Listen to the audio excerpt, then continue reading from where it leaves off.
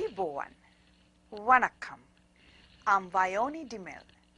This is Boston Lanka News, bringing you news, views and entertainment from Boston and USA. Chicago Congressman Danny Davis considers LTTE as freedom fighters.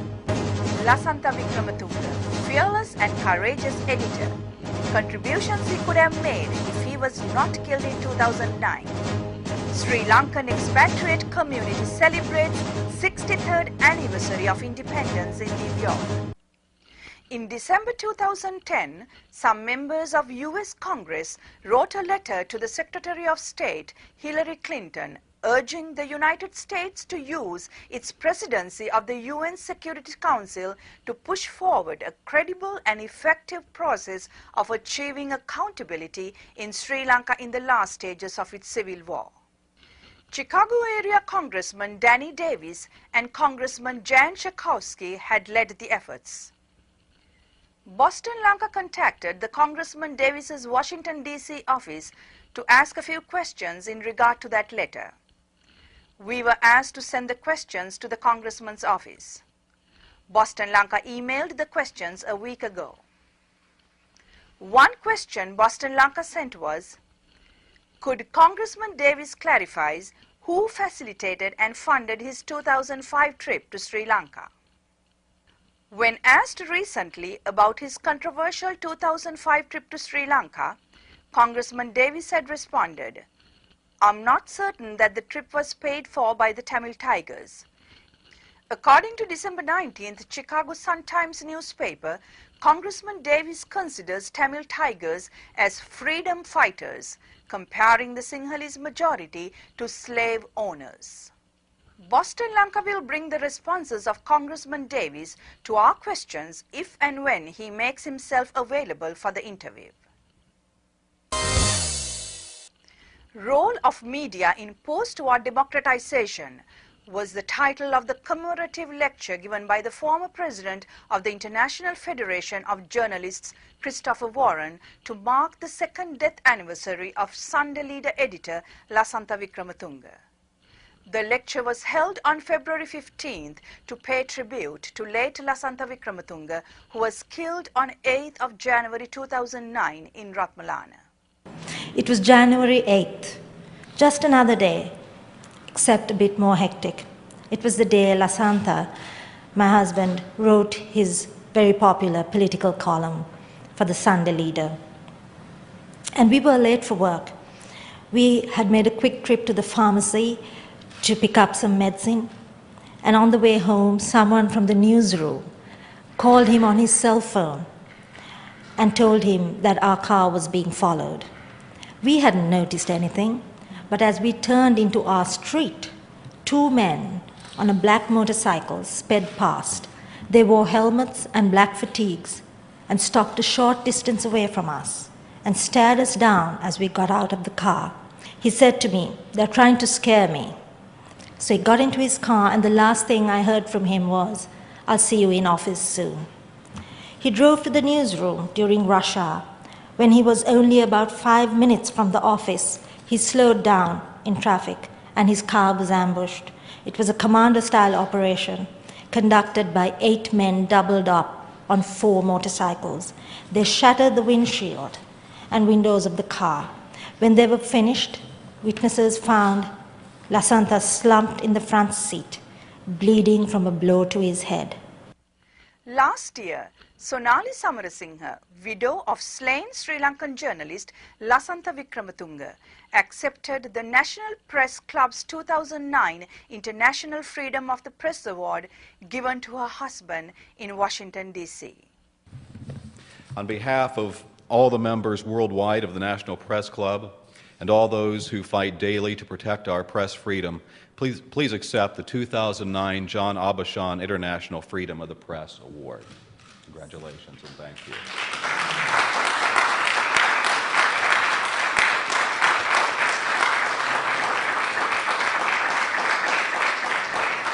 We spoke to Sunalie Ratnayake, who had worked with Lasantha Wickrematunge in Sunday Leader as a journalist. Sunalie joins with us from Los Angeles, California. Sunalie, Lasantha, the fearless editor, was noted for his courage and forthrightness in speaking truth to power. Can you share your thoughts on Lasantha and also share some of your experience working with Lasantha?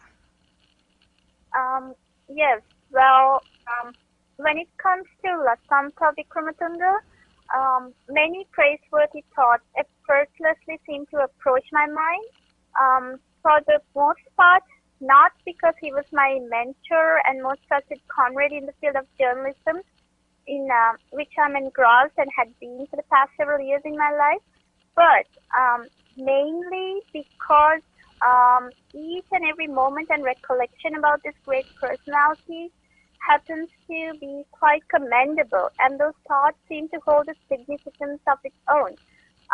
Yet, let me put it this way. To me, Lasantha was larger than life, a person who depicted absolutely rare and exceptional, extraordinary qualities, both as a focused veteran in his chosen field of journalism, other than him being a qualified attorney, and also in the aspect of being a true human being, giving absolute meaning to humanitarianism as well as humility, I would say, because he was a very simple and humble man.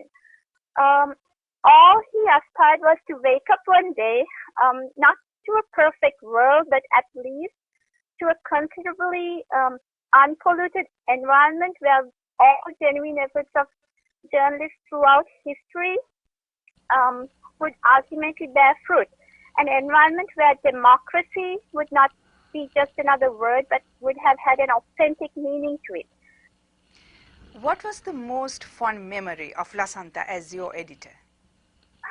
Once again, there are too many to mention because it was quite natural in him to always make each individual feel unique about him or herself, regardless of the category of services rendered by that person. Even the minor staff at his newspaper office loved and respected him immensely. So if I am to recall the most fond memory, so it's tough to isolate one recollection of him from the other, let me relate this particular incident, which is hilarious as well. This occurred about 6 years ago. I was to interview a particular government minister at that time as part of our routine interviews. If Lasantha would not be in his office at that particular moment, we had this practice of always calling him, even in the middle of the night, and still he would be prompt in answering his phone and attending to our necessities. He did not care whether it was daytime or midnight. The man remained unaffected in aspects of time.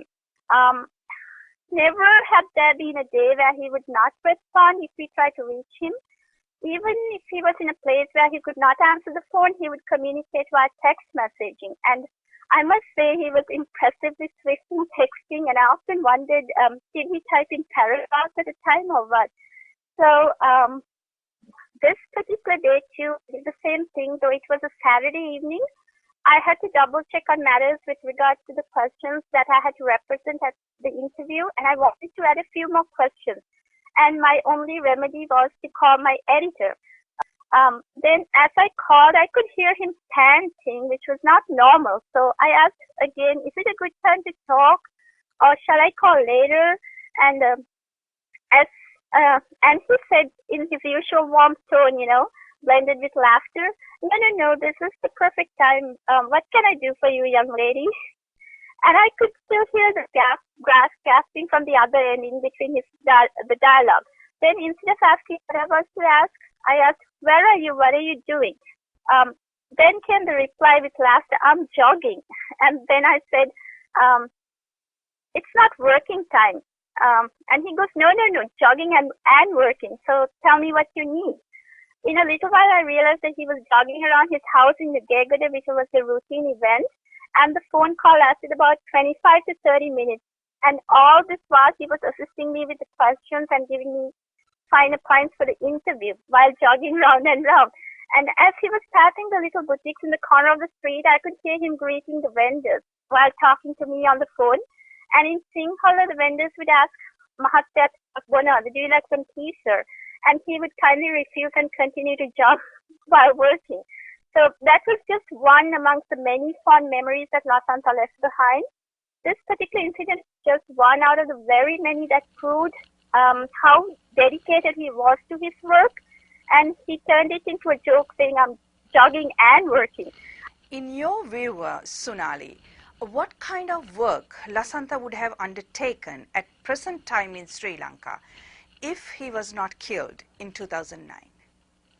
Well, if he was alive today, I don't believe that he would have changed a single entity or played any different role from that of how he devoted his entire life towards the betterment of a mass, towards a just society.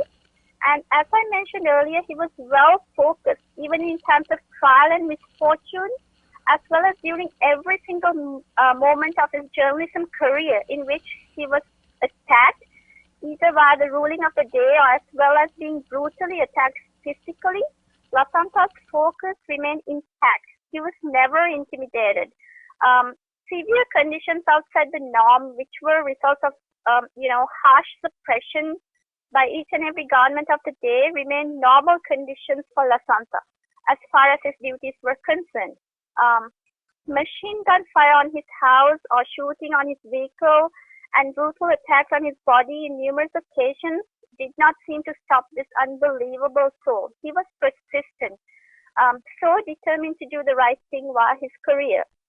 That's why all perpetrators of all consecutive governments in Sri Lanka along the way found Lasantha and his publication a thorn in their flesh. Therefore, had Lasantha been alive today, had his life not been brutally taken away 2 years ago by these shameless assassins who are still roaming freely with the influence of the supremacy, of course, I believe many more culprits who are raw murderers, thieves, hoodwinks, smugglers, as well as their unashamed conducts would have been exposed to the society week after week. Thank you, Sunalie. That was Sunalie Ratnayake from Los Angeles, California.